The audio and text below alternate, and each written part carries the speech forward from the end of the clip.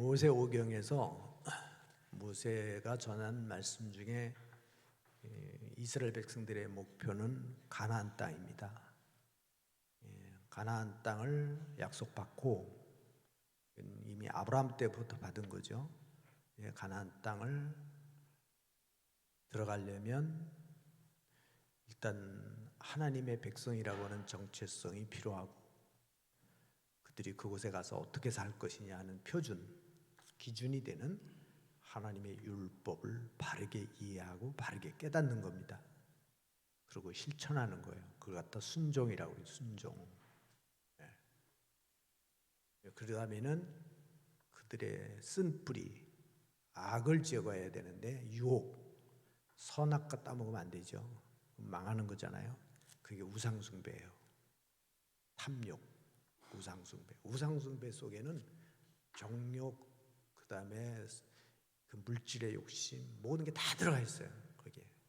그런 것들을 제거하지 않으면 망한다는 거예요. 그러니까 하나님의 축복과 하나님의 저주가 함께 담겨져 있는 게 신명기서예요. 복음은 우리가 상상할 때 그냥 예수 믿으면 구원받는다, 이게 복음이 아니에요. 복음은 생명을 살려야 복음이죠. 생명력이 없는, 생명을 살리지 못하는 복음은 그냥 기뻐하는 게 복음이 아니다 이 말이에요. 복음은. 그래서 창세기에는 이 가죽옷이나 여인의 후손이나 이런 걸 말해주지만, 출애굽기에서는 유월절, 레위기서는 성막, 민수기서는 노뱀, 신명기는 순종이에요. 순종이 복음이에요. 우리 야고보서에 행함이 없는 믿음이 죽은 믿음이라고 말한 것처럼 믿음은 행함과 연결이 된다라는 거 아닙니까? 믿음을 증명할 수 있는 방법은 뭐예요? 순종하느냐 안 하느냐잖아요. 믿음이 있으면 쳐다보는 거고, 믿음이 있으면 피 바르는 거예요. 믿음이 있으면 탈출하는 거고, 근데 믿음이 없는 사람은 그 자리에 앉아서 죽는 거예요. 그러니까 그 믿음이, 죽은 믿음은 아무 소용이 없다라는 거잖아요. 이게 우리 찬양, 아까 우리 찬양 중에 마지막 이 생명 주님께 드립니다, 너무 좋지 않습니까? 우리 오카노 목사님이 그 찬송을 많이 부르셨다고 부역자들 그 책 쓴 데 나와 있더라고요. 너무 이 생명 주님께 드립니다. 여러분 그 찬양 드릴 때는 여러분 생명 드릴 것 같지 않습니까? 왜냐면 찬양 부르면서 은혜를 받았기 때문에 지금 드릴 것 같아요. 드릴 것 같아요. 자, 우리 옆에 분에게 보세요. 저희 생명 주님께 바칩니다. 한번 해보세요.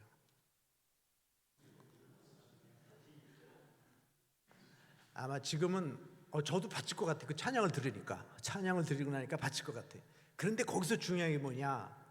아무 생명이나 받지 않아요. 하나님, 나 순교하겠습니다, 그런다고 막 받아주는 거 아니에요. 하나님이 거룩한 신부의 삶을 사는 삶을 드리는 거죠. 십자가의 삶을 드리는 삶을 하나님께 드리는 거지. 아무렇게나 살면서 나 주님께 헌신합니다, 이건 가정스러운 거라 이 말이에요. 그러니까 순종이라는 게 나 순종합니다 이렇게 되는 게 아니라, 그 순종 밑에 깔려있는 율법을 모르고 무슨 순종을 해요. 율법이 뭔지를 모르는데, 청종을 안 하는데, 들으라 쉐마가 안 되는데, 무슨 들으라가 안 되는데, 읽으라가 안 되는데 어떻게 순종이 됩니까? 광야길을 거치지 않은 사람이 가나안 땅에 들어가서 뭐하고 살 거예요? 아무것도 준비된 게 없는데, 하나님의 법도 모르고, 제사법도 모르고, 이웃 사랑도 모르고, 섬김도 모르고, 땅 파서 노력해야 되는 것도 모르는 사람들이 무슨 축복 아무리 주어도 그거 받아도 그거는 축복이 아니라 금방 멸망의 길을 가는 거예요.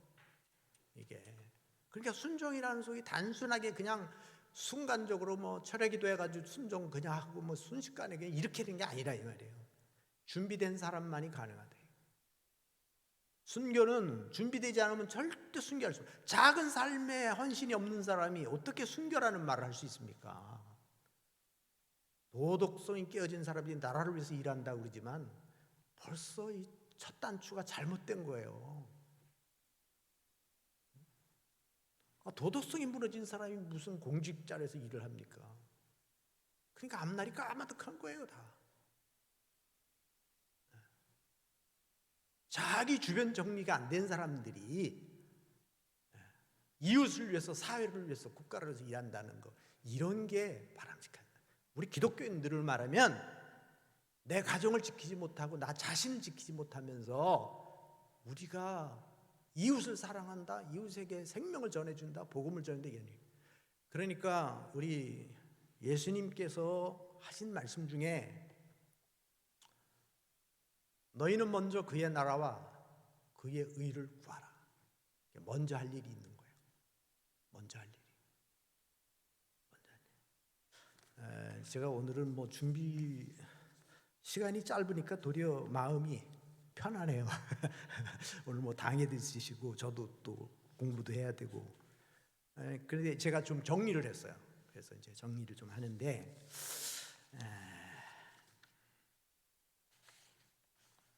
우리 말라기서 잘 아시죠? 말라기. 우리가 축복 그러면 11조에 대한 이야기가 나오죠. 제가 요거 본문을 좀 말씀드리겠습니다. 사람이 어찌 하나님의 것을 도둑질하겠느냐? 그러나 너희는 나의 것을 도둑질하고도 말하기를 우리가 어떻게 주의 것을 도둑질하나이까 하는도다. 이는 곧 11조와 봉헌물이라.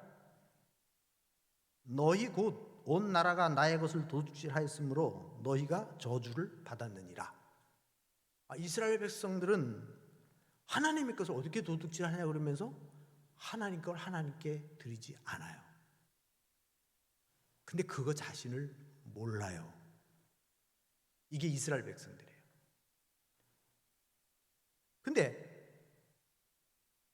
11조를 드리면 하늘의 복을 열고 쌓을 곳이 없도록 부어주지 아니하시는가 보라. 이방인들이 너희가 축복받은 사실을 볼 수 있도록 하나님이 부어주신다는 거예요. 이게 이제 말라기서에서 말하는 거잖아요. 그런데도 불구하고 이 이스라엘 백성들은 그걸 순종하지 않았어요. 근데 여기 이제 어떤 분이 이런 단서를 붙였습니다. 11조를 하고도 복을 받지 못하는 사람들은 뭐냐? 이것은 그 정신을 모르고 하기 때문에 그렇다는 거예요. 왜 내가 11조를 하는지를 모르기 때문에, 그 자체를. 이 11조는 하나님이 주인이라는 거거든요. 하나님께 순종하겠다는 거예요. 그래서 이게 물질에 대한 것의 주인이 하나님이다. 이게 11조예요. 축복받기 위해서 하는 게 아니라 이 말이에요. 축복받기 위해서 하는 게 아니라. 그러면 그거는 우상 숭배하는 거와 다를 바가 없어요. 이미 복을 줬는데, 이미 하나님이 우리에게 복을 줬는데, 그래서 이 구약의 11조는 물질로 복을 주셨어요. 눈에 보이도록. 근데 그건 겉으로 보이는 거예요. 그러나 그 뒤 배경은 이렇게 말하고 있어요. 4장에서 이렇게 말합니다. 보라, 용광로 불같은 날이 이르리니 교만한 자와 악을 행하는 자는 다 지푸라기 같을 것이라. 다 불타버린다는 거죠. 용광로 앞에 불타버린다는 거예요. 그 이르는 날에, 그 날에 그들을,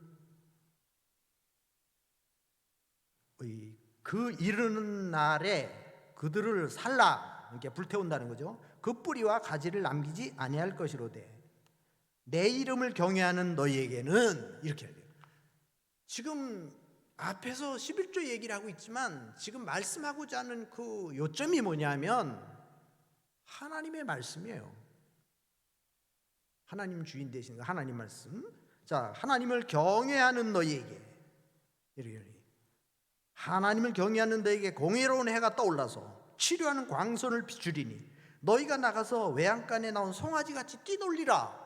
이 영적인 축복이잖아요. 영적인 의미잖아요. 너희는, 내가 호렙산에서, 참나 이 말씀 보면서 깜짝 놀란 거예요. 너희는 호렙산에서 온 이스라엘을 위하여 내 종 모세에게 명령한 법, 곧 율례와 법도를 기억하라. 지금 갑자기 왜 11조 얘기하다가 지금 모세의 율례를 말합니까? 뭘 율법을 말하고 있습니까?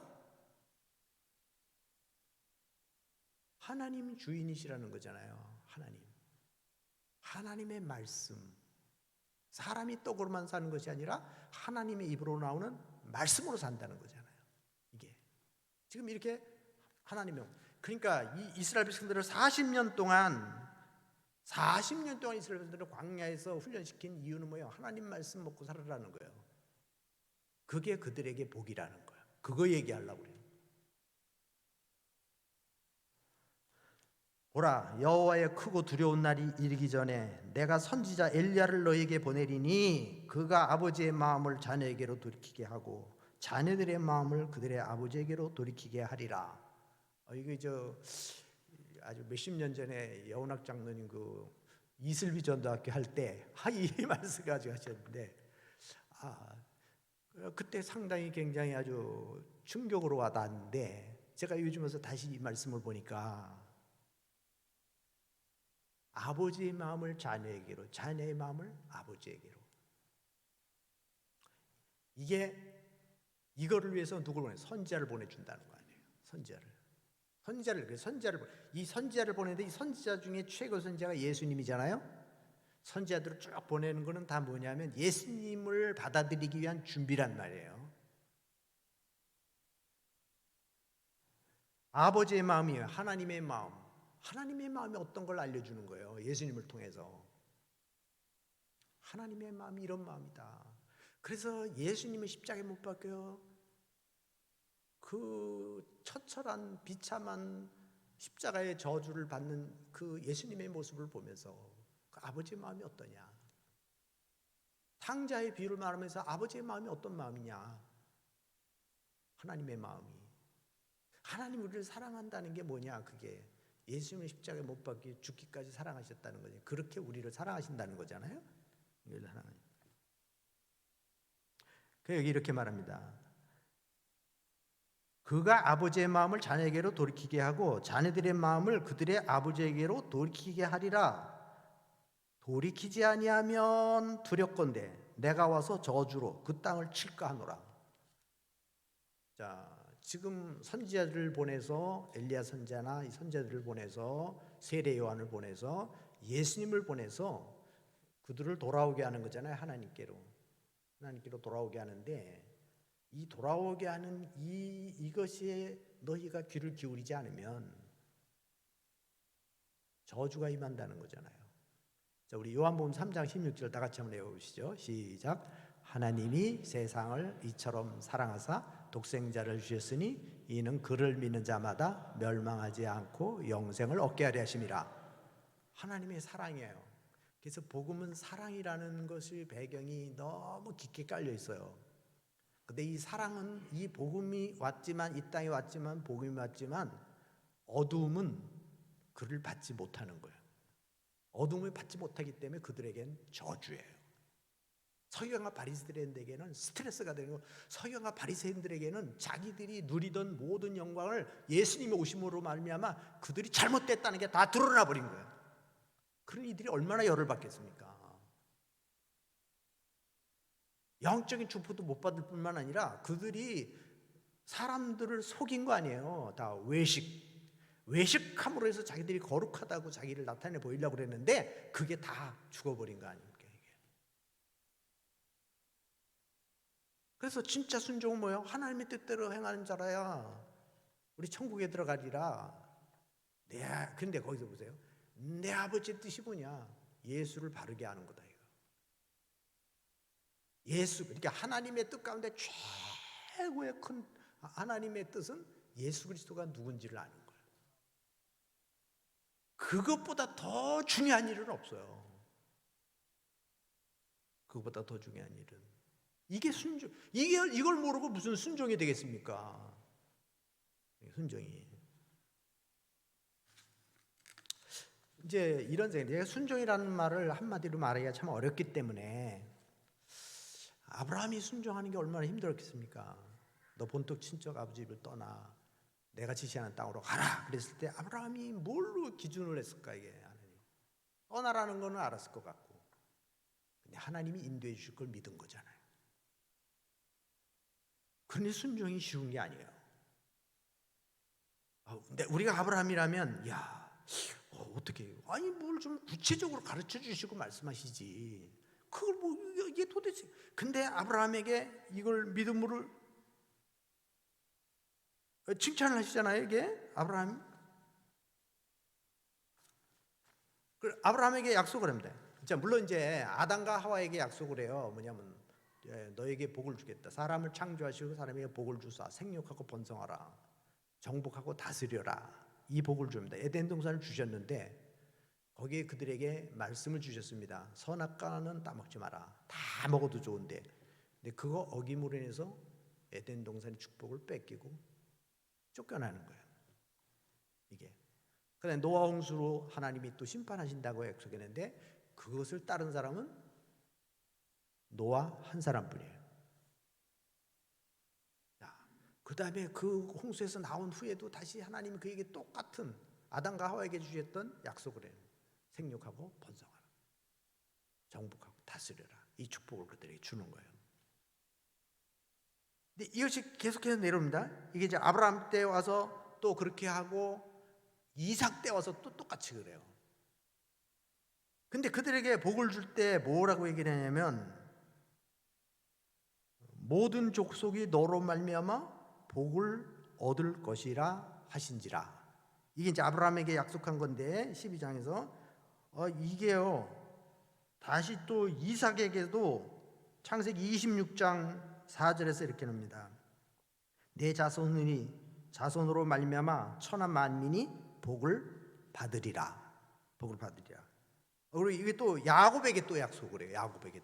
야곱에게도 이삭이 그에게 약속을 하고 그에게 당부하면서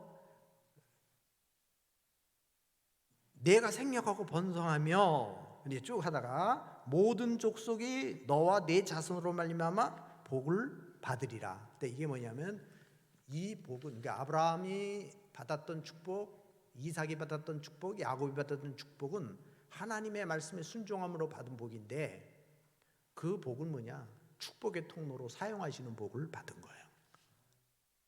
그러니까 이제 이거를 가만히 이렇게 쭉 내려보면 신약으로 연결해 보면 우리가 받는 복 중에 최고의 복은 뭐냐면 축복의 통로로 쓰임 받는 거예요. 축복의 통로로.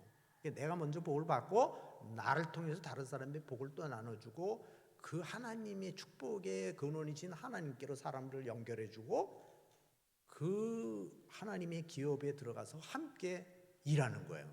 이 공동체 속에 들어가서. 이게 진짜 진정한 축복이죠. 그러니까 복은 자기 혼자 받는 게 아니라 우리 이렇게 생각하는 거 있어요. 물질의 축복을 많이 받았다. 내가 좀 돈을 많이 받았다. 물질의 복을. 그래서 한 10억 정도 받았다. 여러분 그거를 복이라고 말할 수 없어요. 그것이 축복의 통로로 쓰임 받았을 때 그게 복 받은 거예요. 예. 그냥 갖고 있는 건 돈 아니에요. 그냥 갖고 있는 거지. 근데 그것이 사람들에게 요긴하게 하나님의 나라를 위해서 어떤 참으로 귀한 일에 쓰임을 받아졌을 때 그게 축복이라는 거죠. 왜냐하면 하나님이 주신 축복의 목적이 그거기 때문에. 그러니까 순종이라는 건 뭐냐면 단순히 복 받기 위해서 순종하는 게 아니라 이미 순종을 해서 하나님의 복을 받았다면 그 복을 어떻게 사용하는 것도 하나님의 축복이라는 거지. 어떻게 사용하고 어떻게 쓰임 받느냐 하는 것도 하나님의 축복이라는 거예요. 이게 이거는요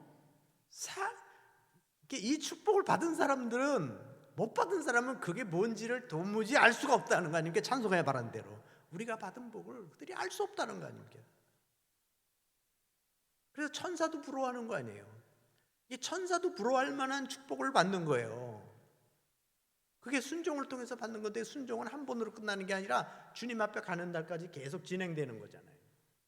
하나님 말씀을 듣는 일에 순종하고 말씀을 지키는 일에 순종하고 그 명령에 순종하여 그 길을 가는 일을 그런 하나님의 축복받은 이유가 있구나. 그래서 이걸 어떻게 사용하느냐 이런 것들까지도 다 이렇게 할 때 그 모든 삶 자체가 하나님의 축복의 길을 가는 거예요.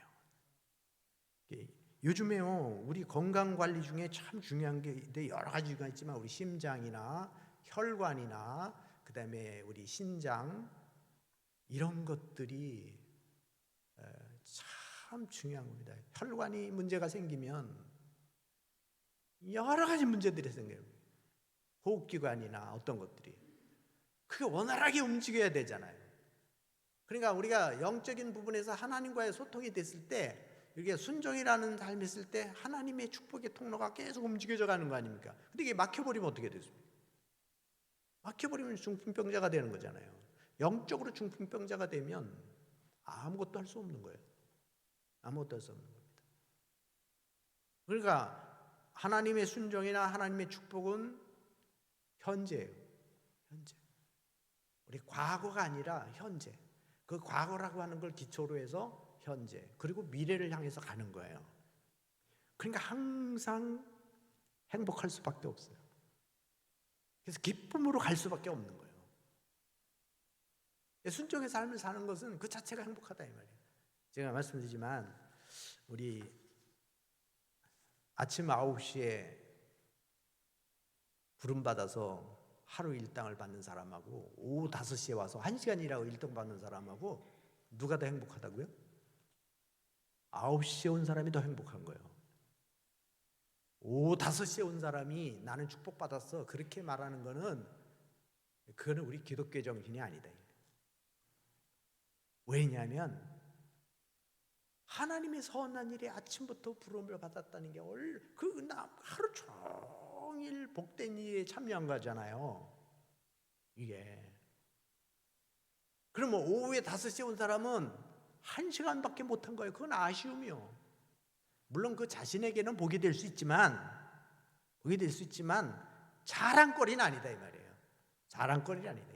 이 자랑거리는 우리 경직교회 우리 권사님들이 옛날부터 이 자리를 지켜온 분들이 참 오후 예배까지 이렇게 앉아서 예배 드리는 그 모습을 보면 어떤 데 마음이 아주 뭉클할 때가 많아요. 오랫동안 어떻게 보면 이름도 없이 빛도 없이 자리를 지키며 하나님 교회를 지켜가는 여러분들의 모습이, 저 농어촌 교회 목회자들이나 교인들이 10명도 안 되는 교회를 지키기 위해서 한평생 그 자리를 지키는 분들의 모습들이, 그 얼마나 무거운 짐이 되겠어요. 그러나 그걸 살리기 위해서 지키려고 하는 사람들, 이 모습들이 우리 신앙이 그렇단 말이죠. 달란트를 한 달란트를 받았던 5달란트를 받았던 하나님 주신 것에 대한 감사함으로 최선을 다해서 살아가는 그 삶은 그 자체가 결과가 아니라 어떤 얼마나 숫자가 많으냐가 아니라 그 자체가 행복이고 그 자체가 축복이라는 거죠. 예? 순종의 삶을 사는 사람들은 교인이 10명 모여도 행복한 거고 100명 모여도 행복한 거고, 선교사님들은 왜 이렇게 혼자 나가잖아요. 맨 땅에 가서 하는 거잖아요. 하나님의 뜻을 따라서 그냥 가는 거란 말이에요. 그게 그 자체가 얼마나 값진 겁니까? 거기 자기 인생을 걸고 자기 목숨을 걸고 가는 거잖아요. 예수님의 십자가를 지시는 순종이야말로 얼마나. 그래서 이 사도 바울이 그걸 뭐라고 얘기하죠? 죽기까지 순종함으로 하나님께서 그를 살리사 그를 높이사 모든 족속으로 그의 무릎을 꿇게 하셨다. 그 예수님 앞에. 예수님이 그 순종함이 있었기 때문에 부활이라고 하는 영광이 있었고, 그것 때문에 왕 심판의 모든 것의 권한을 하나님께로부터 다 위임받은 거 아니겠습니까? 그걸 다 위임받은 거 아니겠습니까? 이 땅에서도 마찬가지예요. 이런 부분들이. 우리 이제 좀 정리를 하면 오늘 말씀이 이렇게 합니다. 1절에 보면 네가 여호와의 말씀을 삼가 듣고 여호와의 명령을 지켜 행하면, 여호와의 말씀을 청종하면 하나님께서 복을 주신다는 거잖아요. 네가 네 하나님 여호와의 말씀을 청종하면 이 모든 복을 네게 임하게 해주겠다. 자, 그러니까 이거는 지금 40년 동안 이스라엘 백성들에게 전했던 것을 지금 다음 세대들을 모아놓고 요약해서 정리를 하는 겁니다. 하나님의 축복이 하나님의 말씀에 순종하는 자에게 주신다. 그러니까 가나안 땅에 들어가서도 너희가 이 복을 누려야 된다, 이 얘기라고. 순종하는 자에게 주시는 복을 성읍에서도 복을 받고, 들에서도 복을 받고, 자녀들이 복을 받고, 토지의 소산이 복을 받게 되고, 짐승의 새끼와 우양의 새끼가 복을 받게 된다. 내 광주리와 떡반죽 그릇이 복을 받게 되고, 내가 들어와도 복을 받고 나가도 복을 받으리라.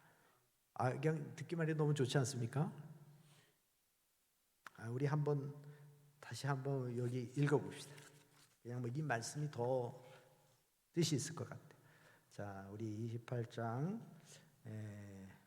2절부터 한번 같이 읽어보겠습니다. 시작. 내가 내 하나님 여호와의 말씀을 청종하면 이 모든 복이 내게 임하며 내게 이르리니 성읍에서도 복을 받고 들에서도 복을 받을 것이며 내 몸의 자녀와 내 토지의 소산과 내 짐승의 새끼와 소와 양의 새끼가 복을 받을 것이며 내 광주리와 내 떡반죽 그릇이 복을 받을 것이며 내가 들어가도 복을 받고 나가도 복을 받을 것이니라. 아멘. 저는 이 말씀 믿습니다. 이 말씀이. 근데 이 말씀은 이 구약 시대에는 실제로 그대로 이 본문 그대로 복을 주셨어요. 예. 그러면 오늘날 신약에 와서는 순종하는 자에게 주는 복이 뭐냐? 영적인 축복을 주시는 거예요. 예, 영적인 축복을. 진짜 여러분 들어가도 복을 받고, 순종하는 사람들이요 들어가도 복을 받아, 나가도 복을 받고요. 그러니까 이게 모든 것에 자기 일하는 노력하는 것과 그 다음에 영적인 것과 모든 것이 축복이 된다는 거예요. 이 사람들은 하는 것마다. 왜 그러냐면 하나님과 소통이 되기 때문에. 그래서 이거를 사도 바울은 신령한 복이라고 그러잖아요. 신령한 복, 영적인 복. 예수님도 그렇고, 예수님도 산상순에서는 다 보면 산상순에서 말하는 게 그들에게 주는 복이에요. 제자의 삶을 사는 사람들에게 주는 복이 뭐냐면 벌써 천국의 기쁨을 누리는 거고, 심령이 가난한 자는 복이 있나니 천국에 들어가죠. 그것도 뭐냐면 천국 들어갈 수 있는 사람들이지만 천국의 삶을 살아간다는 거예요. 이게 순전. 그래, 제자의 성품을 가지고 살아가는 사람들에게 누리는 특권이 뭐냐면 권세잖아요. 능력이고. 우리 사도행전 1장 8절 성령이 너에게 임하시면 뭐가 받고? 권능을 받고 예루살렘과 온 유다와 사마리아 땅까지 내 증인이 되리라.